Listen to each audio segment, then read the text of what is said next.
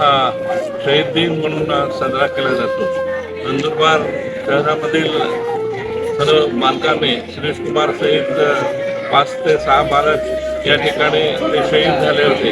त्यांच्या आठवणी व्हाव्या, त्यांच्यामधून विद्यार्थ्यांना आणि जनतेला एक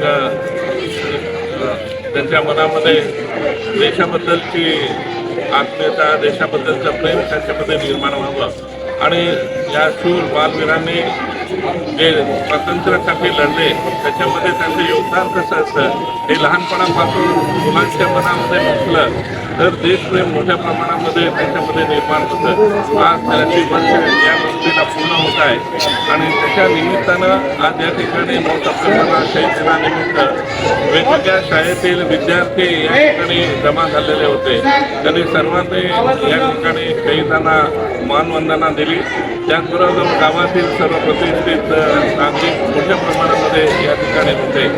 तर हे जे काम शहीद स्मृतीच्या माध्यमातून या ठिकाणी सातत्यानं चालत राहतं आणि या स्मारकाचं सुद्धा जे काही प्रतिष्ठा असते ती प्रतिष्ठा ठेवण्याचं काम ही शहीद करत असते। तर अशा पद्धतीचं आज 9 सप्टेंबरच्या शहीद दिनाच्या निमित्तानं सर्वांचं मी स्मरण करतो आणि त्यांना अभिवादन करतो।